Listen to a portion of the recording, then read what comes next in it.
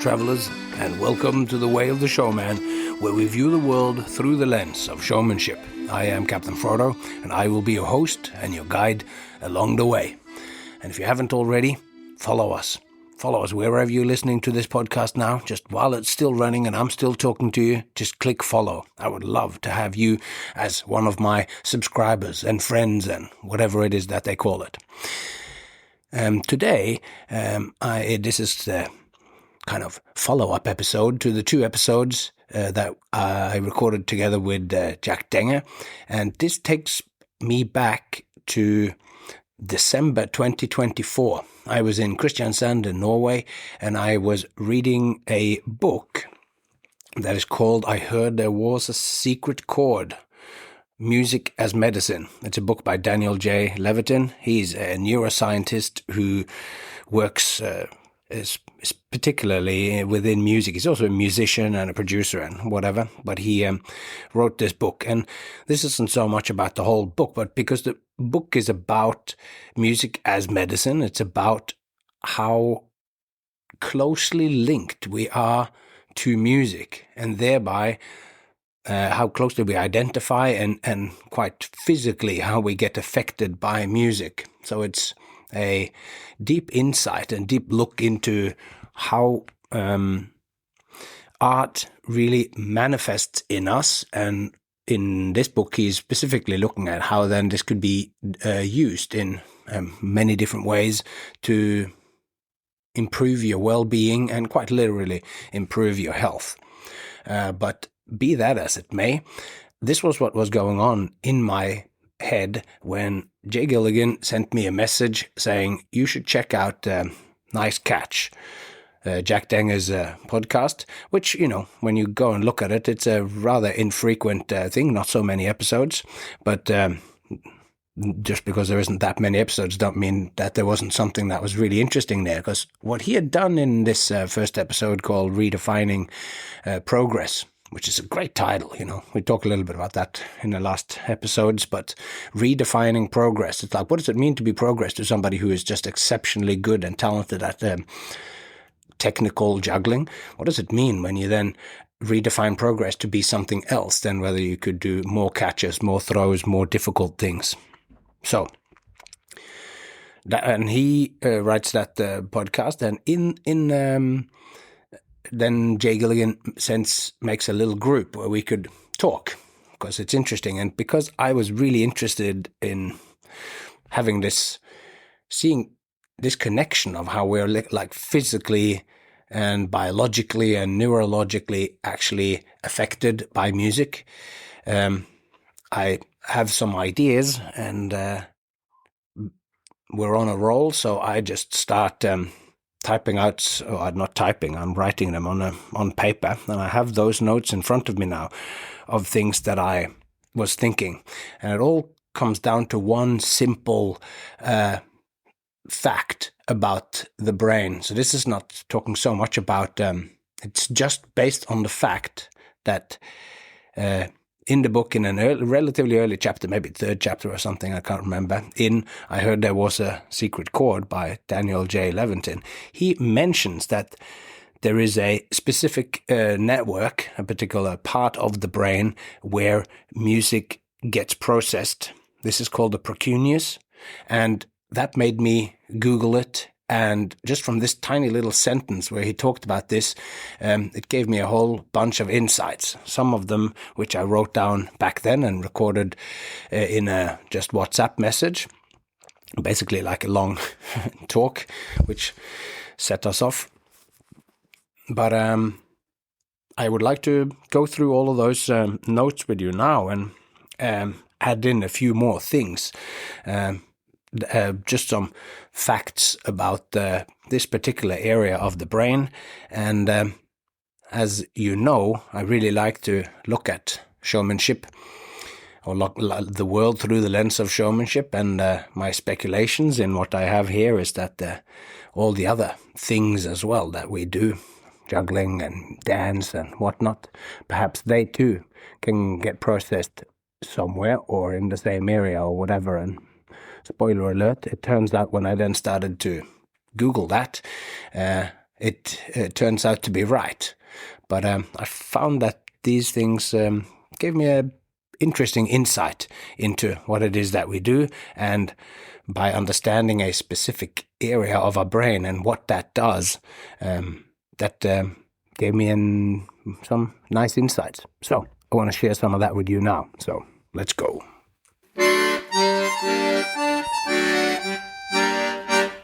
So originally the headline of this was just to Jack and Jay.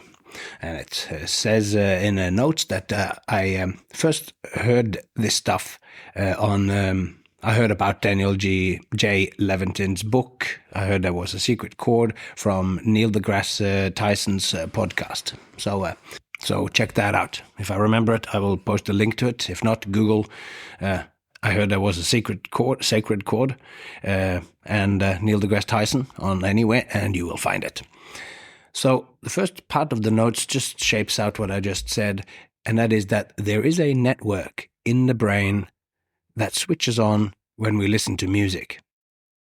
Interesting, though, it is that it switches on when we listen to music that we like. It's not just random music or whatever, and this I think is important, because if we like it, meaning that we then sort of open, in a sense, as I've talked about this many times, that we're sitting on the cans and you make them like you as a performer. I'm sitting on the cans balancing with my feet behind my head in a show at the end. Usually I do that at the end. And if they really like me now, then they have laughed at my other jokes and laughed at all the sort of stuff. So when I all of a sudden then say something important, they like me and they listen to me then with open hearts. They stop using their brain to just shut down and critically analyze everything, and you can then say things that really matter and they can have a strong effect on them.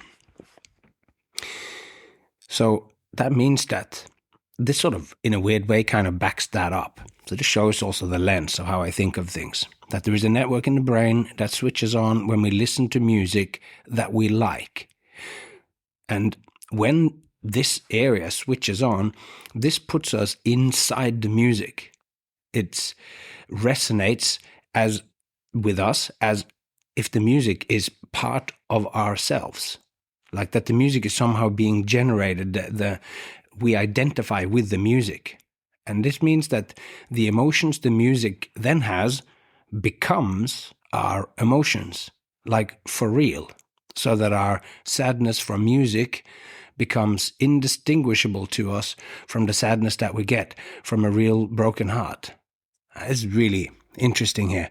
When you are opening yourself to the music, that's when you let it become part of you, and it switches on all kinds of things in the brain so that you actually empathetically, or whatever you want to call it, you are feeling what the music is doing. And so the interesting thing, though, is that if this network doesn't switch on, it's because we don't like the music. The music feels as other.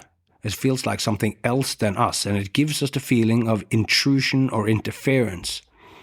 So this is kind of, makes me think of how, I think it was in the UK where they had problems with youth or people hanging out outside the stores of 7-Elevens or whatever.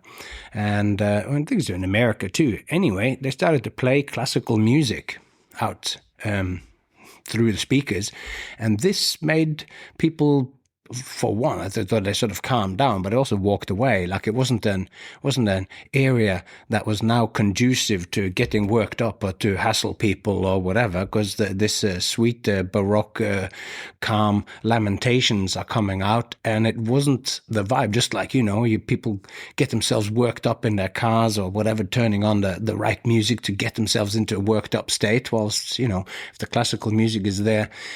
But the second thing was that people actually, they left from around the stores. They didn't want to be there anymore. So this is kind of some science behind that. It's that the music feels like it's other than us. It gives us the feeling of intrusion or interference, like it's sort of your emotions are being tampered with someone that you don't like. And this also reminds me of the difference between a friend and how they makes us feel, and a bully or an enemy or whatever. Like if you're sitting together with somebody who you don't like, somebody who's, for whatever reason is grating on you or have done something that you don't like or whatever, then all of that would,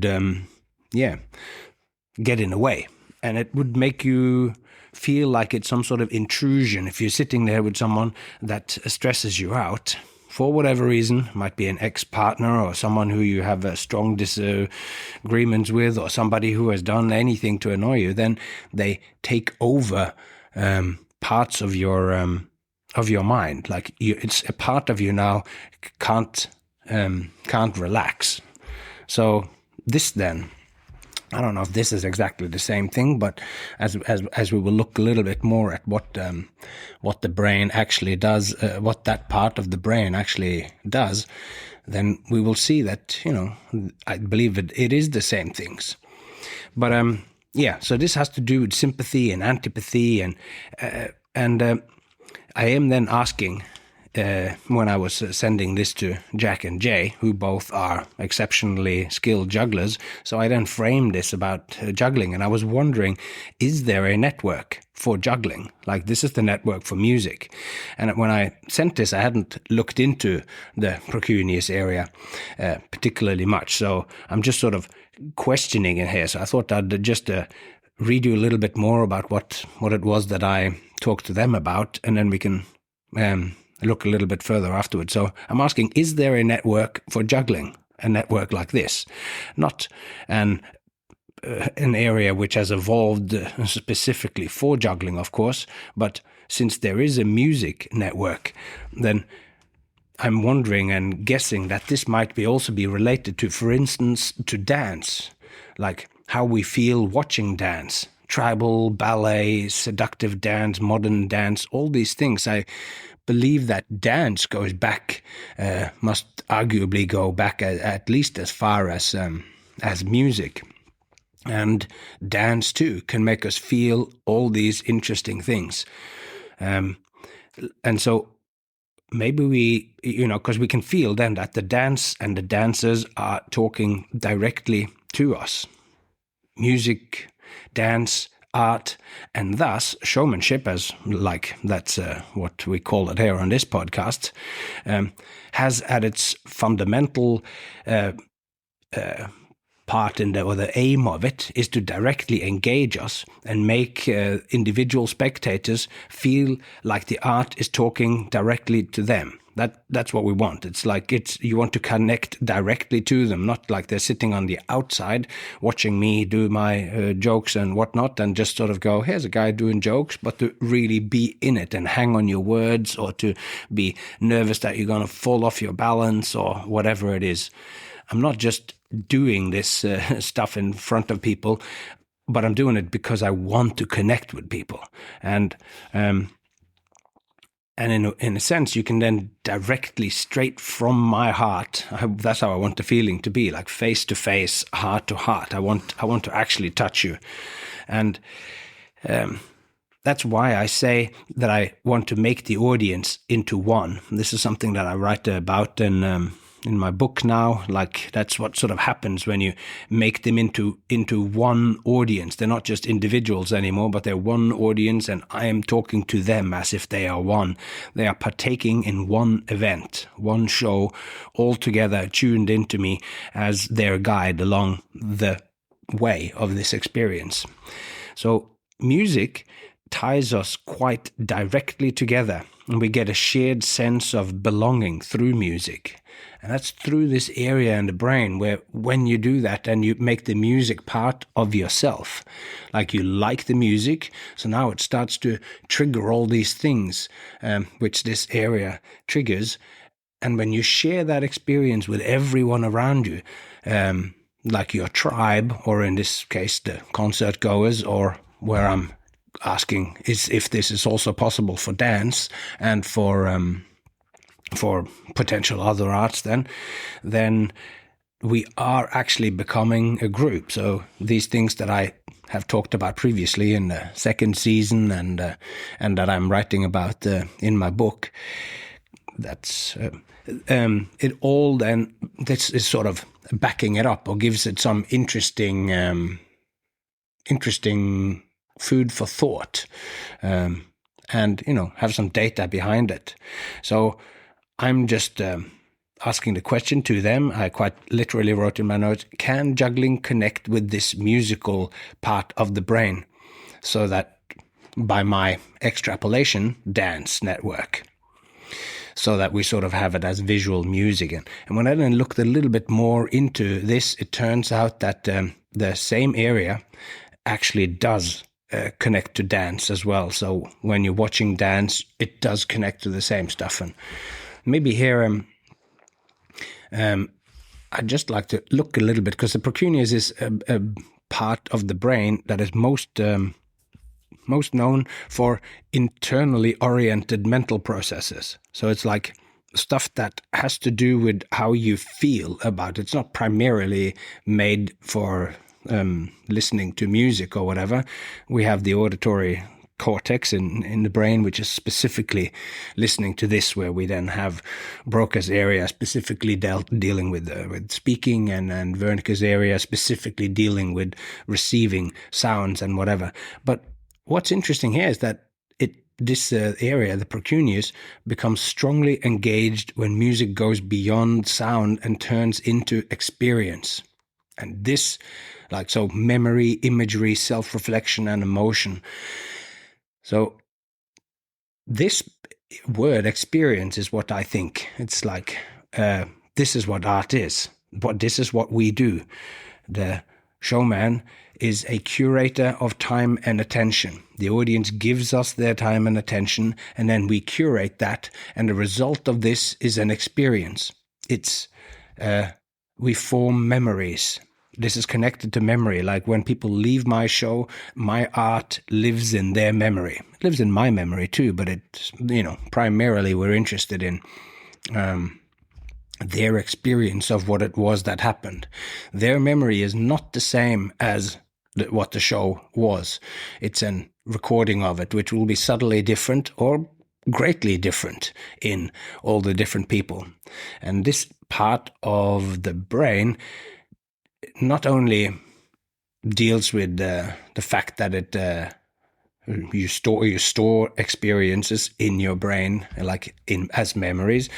It's also this specific core function of memory that happens in the precuneus is that it's connected to autobiographical memory. So things that you remember from your own past, and I find that interesting when I'm listening to music or whatever. That's things just come up from your past, whether it was when you actually listened to it, but more also like whether you listen to the words or you listen to the music, it does bring up these things inside me. It also, as it turns out here, that when I just looked at ChatGPT here, to summarize these things, because I don't know anything about this. I'm just shaping it in your head in the way that it's been taken root in my head.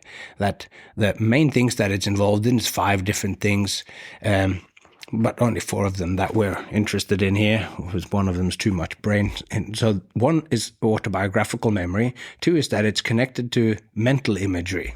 So visual and spatial. And if I'm sitting there listening to music, I can totally just dream out. The way if you listen to ambient music, you can really have this feeling like you're actually in some sort of landscape. It's just sounds, yet all of a sudden you can see this large flat landscape or extraterrestrial. Maybe you're in some other planet or you're in some fantasy world, or like you get these mental images also when this is the stuff that happens in the precuneus. And it is also self-referential processing, which meaning that when it's self-referential, it's like that it has to do with your identity. This is what we talked about in the beginning, which just sort of started my whole thing, that the music connects with you, and your concept of who you are and your identity and all of that seem to be specifically about you. And this to me that is exactly what I'm hoping that happens in a performance. So, and then it's perspective taking and simulation, which is the last of those things. Which it's really interesting that it basically means that it makes us introspective and gives us reflective listening, and we absorb it into our own emotions, and it specifically this part of the brain can also then in this process of us becoming introspective, we sort of lose awareness of what's going on around us. And those who have heard me talk about this quite a lot. It's what happens when you get fully engaged, when you fully get pulled into the area of interest. That is what's happening between the showman and the audience. You lose awareness of how you yourself are externally. Your mouth might fall open and you're sitting there with frozen gestures going, oh, I'm so excited. And then your hands are lifted up halfway to your mouth. Something happens. If something scary happens, someone's going out on the high wire or something, you feel these things. So it's really interesting for me to see that basically when we look at what the precuneus does, it's great to hear that there is a specific area where it really sort of activates the rest of our body, and that has so many of the features of this is the features of the experience of art. And as I've now learned, it's that this has to do in general with art and not just with music. So as I'm going to go back to my notes here and talk about what I continued on ranting at to Jay and Jack, you can keep that in mind. But at this time when I'm writing this, and that I didn't fully know those things that I've just talked about to you now.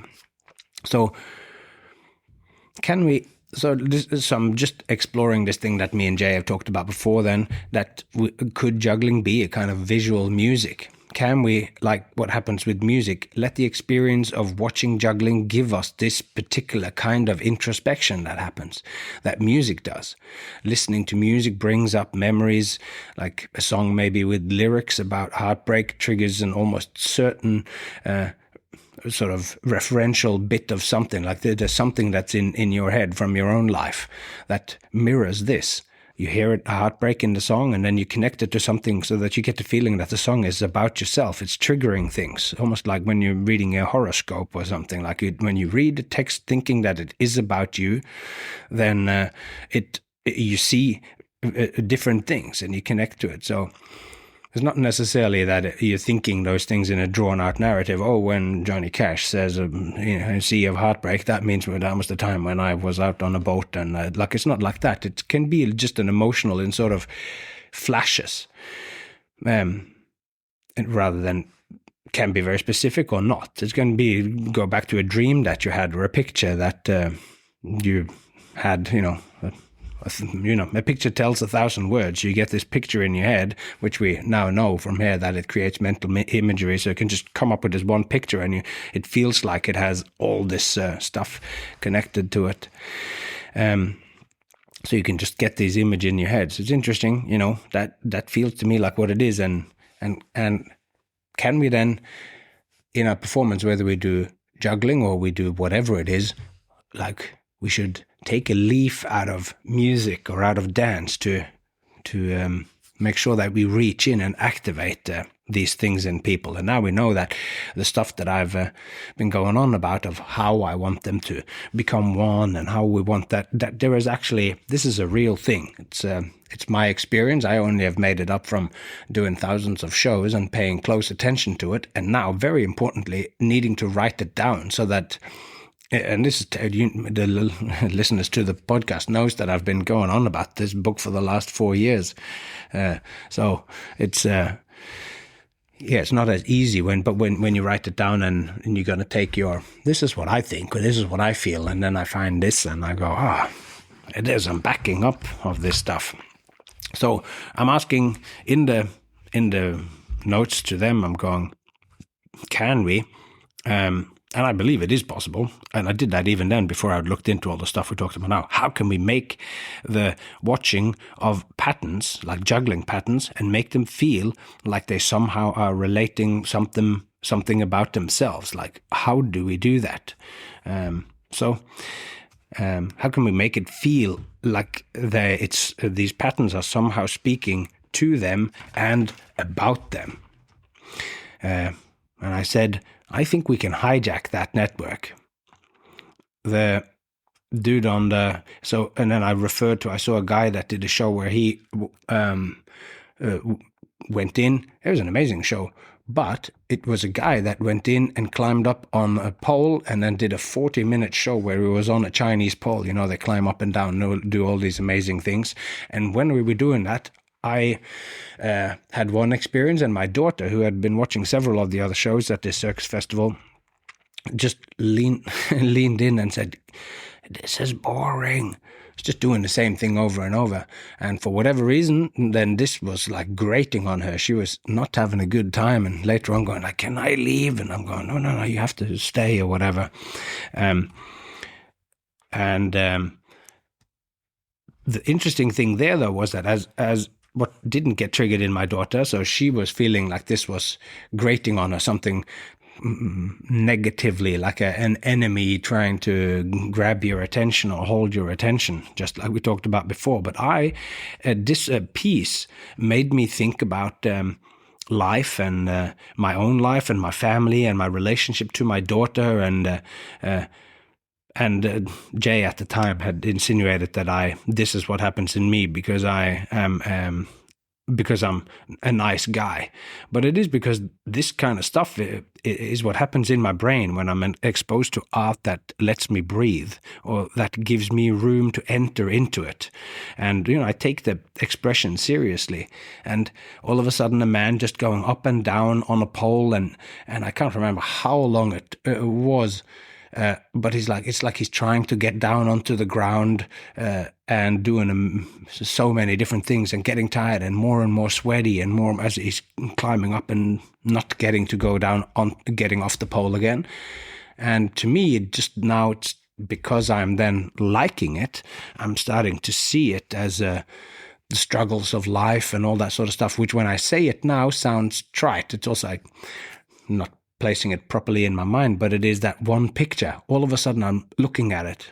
I get it when I'm watching David Lynch's movies. I'm seeing an image of something that's happening, and it's got this dream logic, and I invest myself in it, and all of a sudden in flashes I go, I understand Mulholland Drive now. Yet, when you have a conversation with somebody, you go, no, I had an understanding. It's not that I've in any way understood the movie so that it is finished. You watch it again and you go, there's more to it or whatever. But there you go, an example of us liking it or not liking it. Because to get to this point, you need to of being pulled into it and triggering all these things. You need, as an artist, you need to have the intent to have put in the work to actually create something which is visual music. You need to be able to go from the beginning to the end without, that's what I'm meaning here in juggling patterns.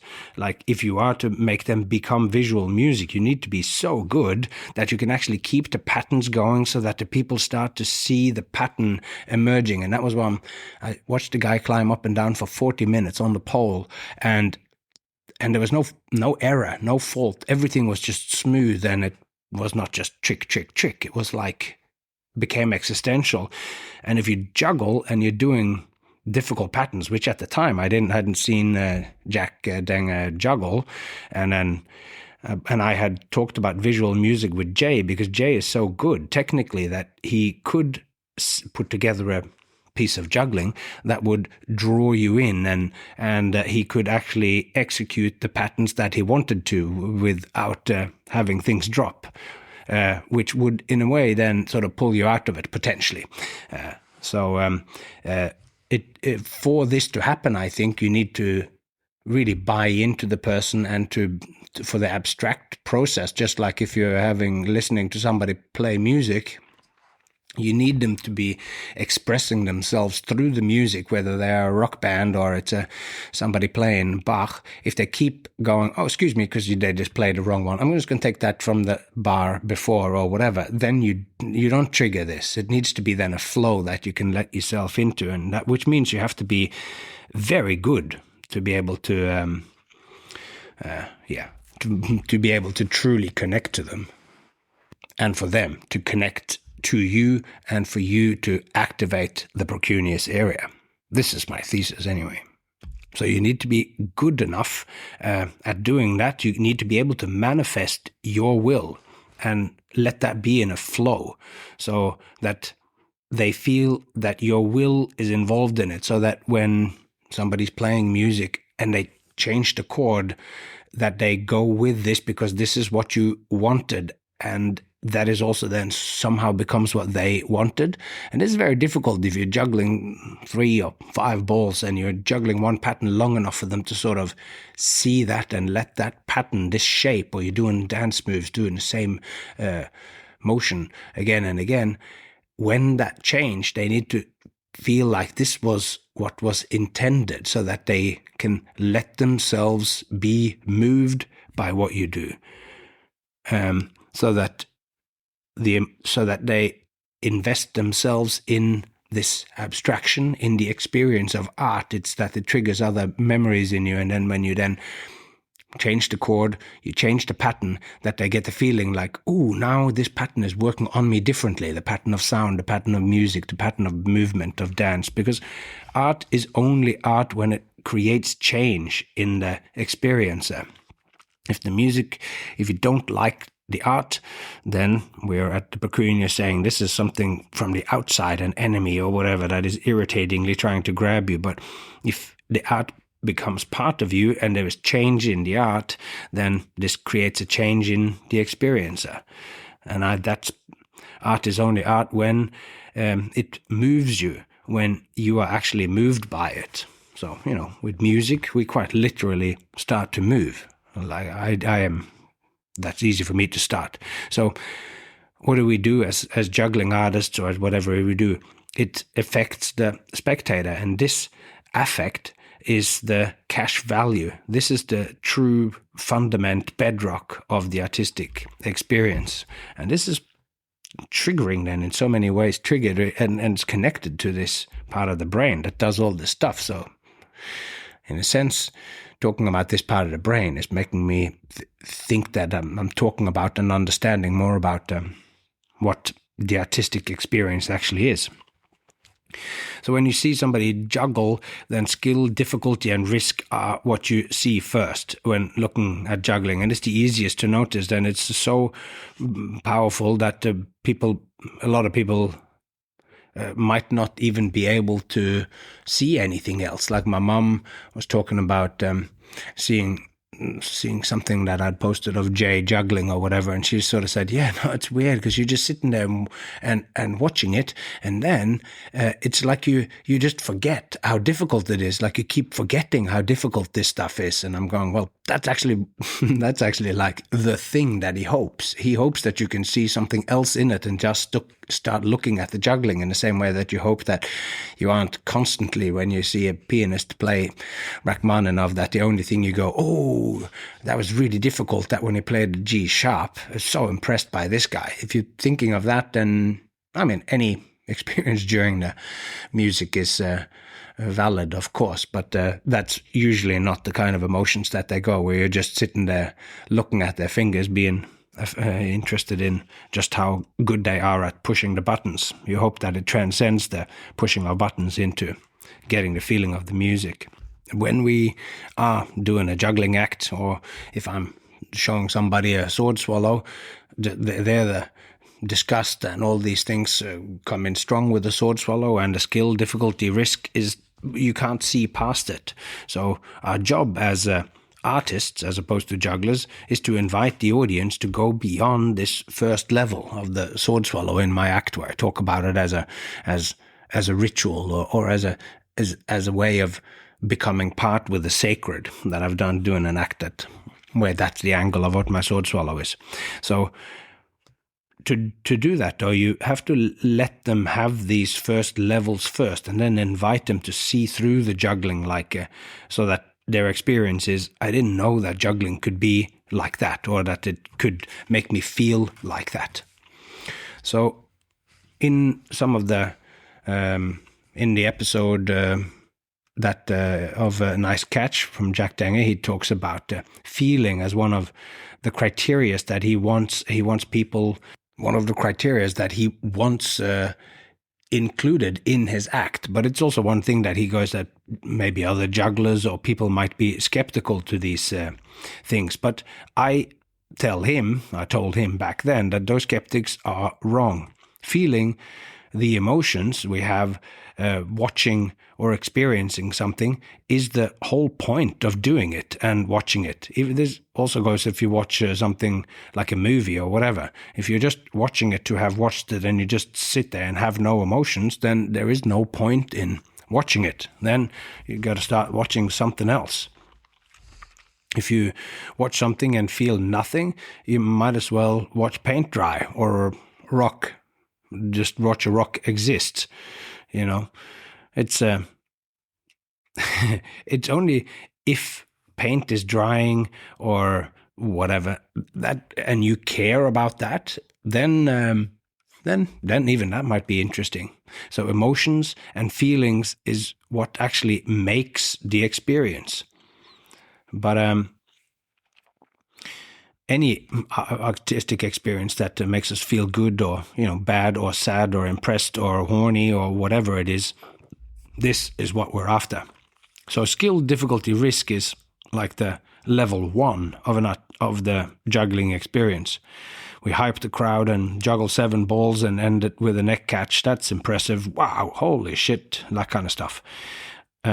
It's the naked lady, like on the cover of a magazine, something that's just like really easy attraction, things where they just go, oh, it arrests you, and it has a very simple story,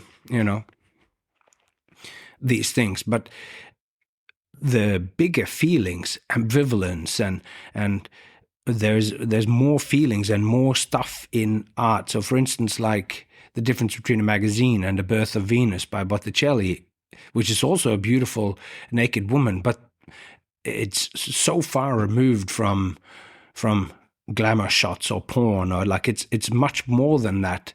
And it's beauty, it's mythology, it's composition, it's color, there's elements of that famously is not anatomically correct or not anatomically normative. And Venus is not in this picture. Venus is not just a beautiful girl. And if you say that doesn't really cover what the picture is and what the experience of seeing that picture is.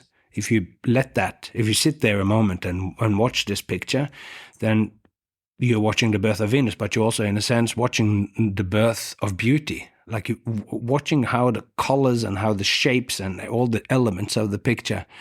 So when that washes over you, you are experiencing beauty, and the emotions that you then feel as you watch this is that's the experience of art. So I'm when I'm doing this, I'm kind of responding to something old. So I don't know how this actual episode of what I'm doing right now, whether that is making sense, but I'm kind of having I'm having fun doing it. So thinking back to juggling there, the skill, difficulty, risk is the lowest common denominator, and perhaps the fact that the attraction that the naked female body has on, not just on men, but just in general, that this is a beautiful thing, that this is not a coincidence then that, of course, that Botticelli chose to paint the naked female form, because it has a certain attraction. And this, no doubt, is one level at it, in the same way that skill, difficulty, risk is the first level of juggling. Somebody juggles 5 balls and catches it and whatever. That, the first thing you go, oh, wow.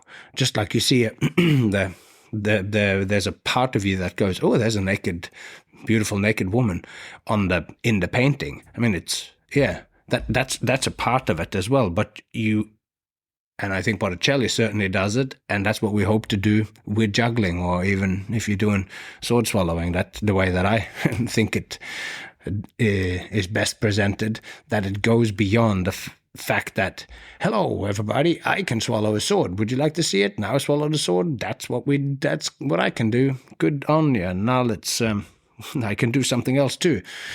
When you want to move into having more emotions and whatever, then I think that's really important.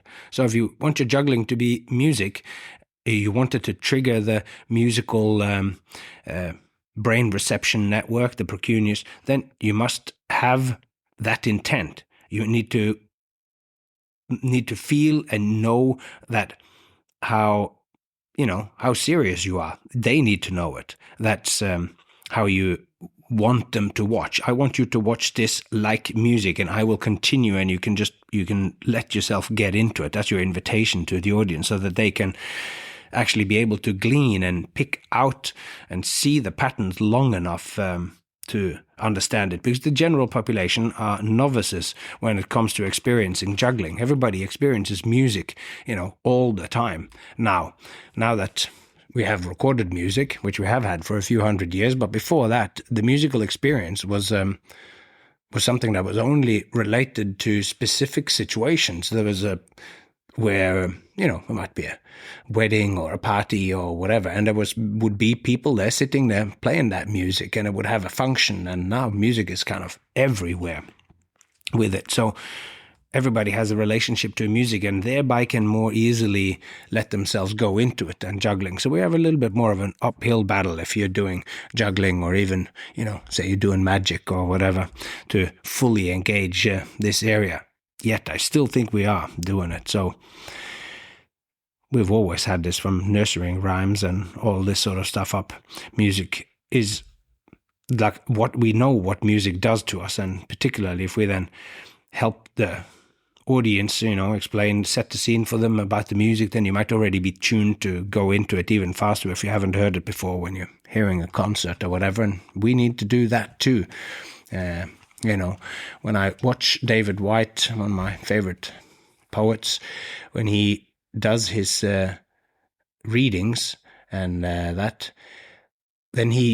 the little stories and the little things that he tells beforehand and afterwards about the poem, and he reads them a couple of times, reads this poem, it really helps me delve into it. So I often find that when I then hear him do another reading, even of an old poem, all of a sudden, and I might have read that poem alone myself, but then when he makes it come alive by triggering all these things. And that's the sort of stuff that we could do with the juggling that we spoke about with Jack in the last couple of episodes too, of like that little white card that explains next to a picture, that puts some context into what's going on, that gives you inroads into the heart of the experience and can trigger rather different things. So we do things to invite the audience into it. Like if jugglers just go straight to the crazy, just go straight into juggling hard without, you can sort of leave them behind. Like if they don't know how to understand it, it's like maybe you're juggling.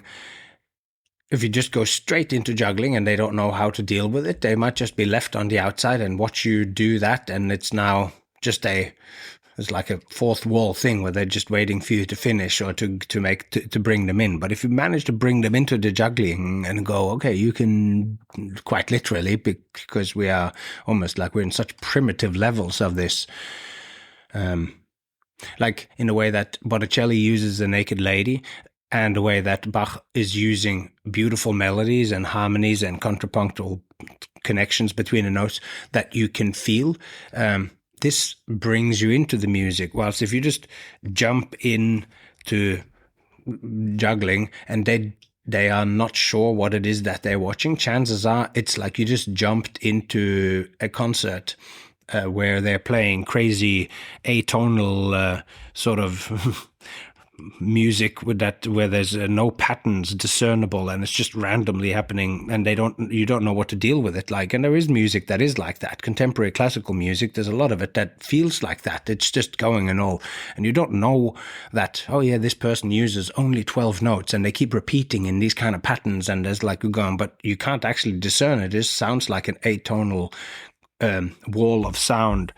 So it's impossible. It's possible with music too, and for most people, then it's when you go to a program of classical music, they might have some contemporary classic, but it's sort of nestled in as a song number 4 out of 7 or whatever that it comes in when you sort of accepted and you pulled in. So there's something. We are now in a primitive state with juggling and with a lot of the circus arts where you might need to invite people in, give them some little anchors to hold on to. It's just like we've skipped. If we just jump straight into juggling and going, juggling it speaks to you the way that it is. And if you expect that, then that's great. But a lot of people will be left behind, because if you just go into that, it's almost like you skipped past 2,000 years of music history and just went straight to Bartok and Schoenberg and John Cage or Harry Partch, which has made their own instruments with their own tunings. So there's almost nothing left to hold on to for you so when you're juggling for jugglers, you could probably just jump straight in and they will really understand it. Just like magic for magicians is also a bit different than what it is to see magic for lay people. Totally different things are there in juggling for jugglers and music for musicians when they understand what's going on and you're jumping off. Or Indian music, I was listening to my friend Ben Walsh and Bobby Singh play, Bobby Singh being an unbelievable tabla player. And there's stuff there that they do where there's patterns that repeat, and I can't remember how long it is, but it's like every 32 beat is a 1. And I can I have trouble after 4, I think. By the time it's 5 or 9 or so that it repeats itself, by the time it's 32, you forgot that there was a 1. But then you hear them jam over a long period. They're sitting Ben doing the drumming and Bobby Singh playing the tablas, and it's just like they're both just almost just hitting away at their instruments. So you can feel that they're related, but you don't. But all of a sudden, the 1 comes, and they both hit it, and they both go in at the same time, and I would like to say that it just feels like you were just waiting for it, and then you go, like the beat drops when you're listening to electronic dance music, when I watching Chemical Brothers play, and then the beat drops, and I was just waiting for that 1 because I could feel it. And maybe I'm just not educated enough then in Indian raga music or whatever, so that I can't feel it. But imagine how it is if you've just been waiting for the 1 for 32 bars or whatever, and they do a 4-bar build up to the huge drop of the 1 when it's incredible when he do yeah. Anyway, so finally, my final comments to him at the time. This is, of course, it is that. If you want to pursue this idea or present the idea or present visual music, then you must have the necessary skill to be able to play the music. You need to physically show the patterns really clearly. And this doesn't need, maybe it needs kind of Guinness Book of Records level of skill to be able to do that, because it is so difficult with juggling to do these things. And I'm saying this, I think the reason why I said this was because after having spoken about this and his lofty dreams of what his act wanted to be, and I hadn't seen him juggle, I didn't know that this was fully within his scope of being able to really present visual music. So anyway, those were the things that I was thinking back then, and the things that I'm thinking now is that it's really interesting that there is a specific area in our brain, it's called the precuneus, and the things that it does is that it triggers autobiographical memory. It activates this so that all kinds of episodic things, little bits and things from our past, or anything that has attached itself to us in the past gets really triggered. It's like now you sort of it's what is it called there? Like it's just hot wired, or it's like it's so easy for it to happen. Like sudden emotional, anything can be recalled tied to any life events earlier. So so that it really has music really then can trigger you, making it feel like what you're watching is a personal narrative rather than a background sound, which of course then goes into this stuff that I can't remember if I've talked about it here, but I talked about it with Peter Bufano one time in a conversation we had about how important music can be for us who tour around and do lots of different gigs and whatever, and can't bring too many staging or whatever. The music that we use behind us can really amplify. If we are in tune with the music that's behind us as the soundscape or whatever to what we do, we can really hopefully use that to anchor ourselves further into the, making the audience feel like it's connected directly to them. Also, the second thing that the precuneus does is that it activates mental imagery and visualization. So I think this is probably more when it does with music and with dance that you get these sort of abstractions. And why I am talking to Jack and Jay about this is because juggling also has this kind of abstraction. Of course, it is possible to get that level of abstraction when you're doing tightrope, for instance, but there too, you need an incredible level of skill, not just for the tightwire act to be, it's overshadowed by skill, difficulty, risk. They could fall down, and it's so difficult and it's so skillful or whatever, like, wow, so you can't see the dance, like in Norwegian. And a tightwire walker, you call it the line dancer. It's a tightwire dancer. So that's interesting, maybe. But you need to have this skill to, and maybe this level of abstraction, where when I'm doing a lot of my stuff which has words in it, if I am too concrete, here I have this, now I take that over there, and here I do this, then if that's just this level one of a script, then maybe this gets in the way of the mental imagery or so. But if you use more poetic language, then you will trigger that as well. This is a thing that I don't actually know. Does the precuneus, how does that activate with poetry? I would say it would probably be right there with music, because poetry is in a sense the language that is most closely related to music. So the third thing is that it makes us feel like it is about me. Not just that it triggers a memory in you, but specifically that this piece is about me. And that was what we said in the very opening of this thing here, is that you actually start to identify with the music so that the emotions and stuff becomes part of yourself. And all of this means that it increases emotional depth and introspection. Like you just become introspective when you watch art and when the precuneus gets activated. So, and that I think is, you don't want them to become so completely introspective that they sort of completely fall out of what's going on. Or maybe, in certain parts you might want that. But for them to be just, they get completely absorbed in what's going on, and but they're listening and watching you in a receptive state. When we're going back to me climbing up on the cans and I've just been making you laugh all the way. So when I say follow your dreams, because you can be whatever you want, when I say that, I say this is the straight out of a Hallmark card, and it is a cliche, but there is super strong power in that, because when you say that, then that's truthful.